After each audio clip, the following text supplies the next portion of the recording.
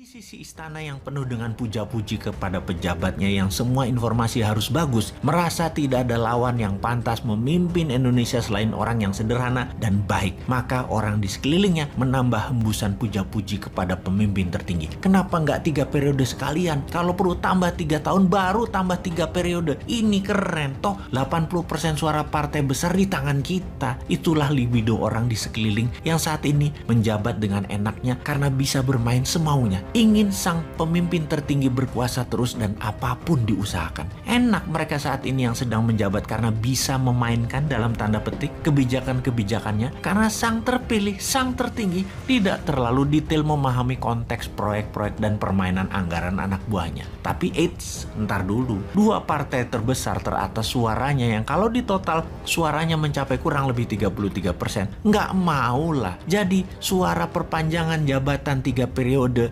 tidak akan memenuhi quorum, tidak akan sampai 2/3. Maka rencana perpanjangan 3 tahun atau tambahan 3 periode kemungkinan tidak terjadi. Tidak terjadi, sulit dan tidak mungkin. Walau libido penguasa saat ini pada mau, tapi mimpi tambahan 3 tahun itu hanya mimpi basah anak remaja. Jadi bagaimana solusinya? Mungkin lebih baik konsolidasi. Bagaimana nanti di tahun 2024 calon yang jadi dalam tanda petik sekali lagi adalah orang dari kelompok besar yang 80% ini yang mereka saat ini sedang otak-atik gatuk dan berbagi-bagi di antara mereka untuk 5 tahun ke depan sampai 2029. Prabowo Puan, Ganjar Sandi, Anies RK, Ridwan Kamil, semua satu perahu sekarang. Saya ulangi lagi, semua satu perahu besar mereka saat ini. Percaya deh, wong bodoh ngaku pinter ini walaupun dewa mabok jurusnya. Kalau yang ngeh akan benang merah tarikan analisanya, pasti pada setuju maksudnya Bosman ini. Ada banyak benernya dan sering tepat kejadiannya. Balik ke para calon. Kemudian calon-calon itu terus dipasangkan bolak-balik 6 nama itu. Bisa Anies, Puan, Prabowo, Ganjar, macem-macem diutak-atik aja pokoknya. Kompromi-kompromi terus dilakukan. Lobby-lobby, gua dapat apa, gua ngerjain apa, terus diutak-atik. Kalau kita bertanya,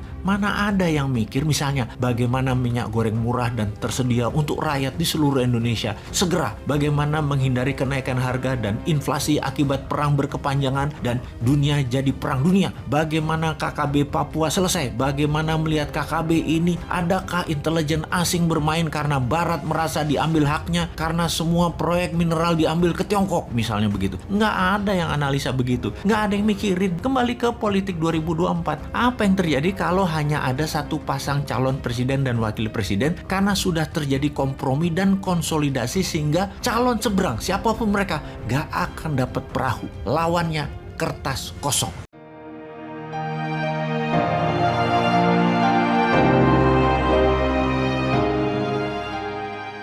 Perang Dunia Ketiga versus perpanjangan 3 tahun atau periode ketiga. Intinya semuanya ada 3-nya deh. Apapun modelnya ternyata semuanya perang. Yang pertama, perang militer. Yang kedua, perang ego nikmat yang berkuasa. Ingin diperpanjang dengan cara tidak demokratis. Pertama, senjatanya bedil. Yang kedua, senjatanya dengan membentuk opini melalui beberapa pemimpin partai plus pakai media dan buzzer. Partai-partai yang menyadari bahwa dari survei ternyata kepopuleran mereka turun pada panik. Daripada ada pemilu, lebih baik tambah 3 tahun lagi karena itu biayanya murah. Juga pejabat yang banyak melakukan penumpukan kekayaan dengan jabatan dan kebijakan pengen nambah lagi 3 tahun biar bisa tambah banyak menumpuk cuannya, biar bisa tambah banyak menumpuk hartanya yang bisa dibawa ke akhirat buat nyogok malaikat, juga biar cukup waktu untuk menghilangkan jejak penumpukan kekayaan pribadi dan kelompoknya tersebut. Partai besar, 2 yang utama hasil surveinya ternyata tidak turun.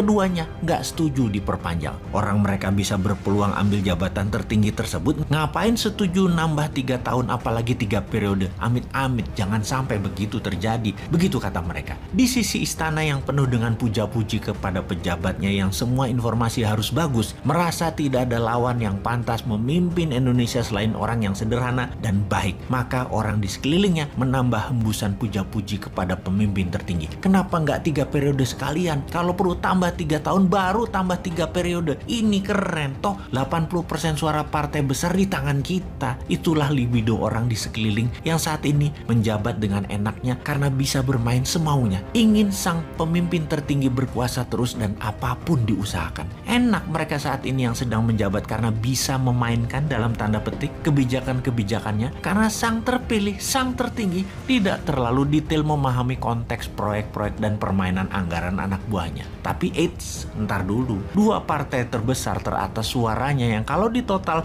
suaranya mencapai kurang lebih 33%. Nggak maulah. Jadi suara perpanjangan jabatan 3 periode tidak akan memenuhi quorum, tidak akan sampai 2/3. Maka rencana perpanjangan 3 tahun atau tambahan 3 periode kemungkinan tidak terjadi. Tidak terjadi. Sulit dan tidak mungkin. Walau libido penguasa saat ini pada mau, tapi mimpi tambahan 3 tahun itu hanya mimpi basah anak remaja. Jadi bagaimana solusinya? Mungkin lebih baik konsolidasi. Bagaimana nanti di tahun 2024 calon yang jadi dalam tanda petik sekali lagi adalah orang dari kelompok besar yang 80% ini yang mereka saat ini sedang otak-atik gatuk dan berbagi-bagi di antara mereka untuk 5 tahun ke depan sampai 2029. Prabowo, Puan, Ganjar, Sandi, Anies, RK, Ridwan Kamil, semua satu perahu sekarang. Saya ulangi lagi, semua satu perahu besar mereka saat ini. Percaya deh, wong bodoh ngaku pinter ini walaupun dewa mabok jurusnya. Kalau yang ngeh akan benang merah tarikan analisanya, pasti pada setuju maksudnya Bosman ini.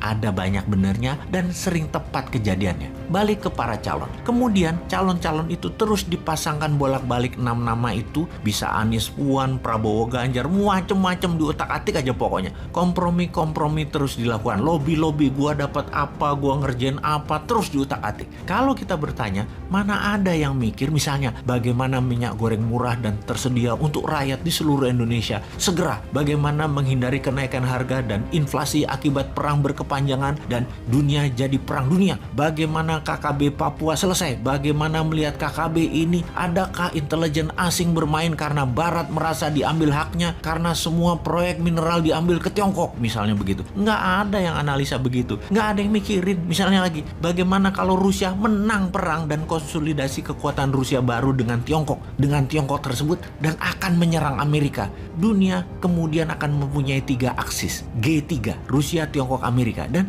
bagaimana Indonesia bisa berenang di antara ketiganya tanpa dimakan hidup-hidup dan menjadi pemersatu ketiganya dan menjadi negara lebih besar dari ketiganya. Nggak ada yang mikir gituan, nyampe juga kagak. Mana ada yang mikir sekali lagi. Dan siapa yang mikir seperti itu? Ya hanya Newman yang mikirin langkah-langkah tersebut walau terlihat halu, namun arahnya jelas. Kembali ke politik 2024. Apa yang terjadi kalau hanya ada satu pasang calon presiden dan wakil presiden karena sudah terjadi kompromi dan konsolidasi sehingga calon seberang siapapun mereka gak akan dapat perahu. Lawannya kertas kosong. Yang terjadi adalah Indonesia tidak akan berubah. Tetap akan gini-gini aja. Pemerintahnya akan semakin represif menekan. Makin otoriter dan makin tidak tumbuh ekonominya karena terlalu sentralisasi dan kelompokisasi. Gila, susah banget ngomongnya. Rakyat tetap bebas memilih namun propaganda pembenarannya masif diarahkan ke kelompok besar. Fakta yang lain yang kecil-kecil dihilangkan. Ujungnya tidak akan ada peluang kemajuan yang akan terjadi. Kok jadi pesimis amat seakan kalau mereka yang sudah 7 tahun ini menjabat akan membuat Indonesia hartanya hilang. Belum tentu. Buktinya walaupun semua harga-harga naik, minyak goreng negara penghasil sawit terbesar di dunia hilang dari peredaran, tingkat kepuasan penduduk di atas 70%. Hebat nggak tuh? Mungkin kalau minyak goreng ada, murah, BBM murah, listrik gratis, tingkat kepuasannya 120% sampai negara tetangga pun puas. Karena kepuasan 70% itu banyak yang bilang info dari Bosman banyak hoaks, komen-komennya orang mutu, dan cuman ketakutan dari wong bodoh ngaku pinter berasumsi saja. Jadi lanjut deh kalian menjabat, gua mantau perang dunia ketiga aja deh. Mudah-mudahan Putin selon, hajar tembak-tembakin roket ke negara-negara NATO lainnya di perbatasan seberang Ukraina. Pasti ambiar dunia dan old mind pasti bingung karena perang dunia ketiga terjadi.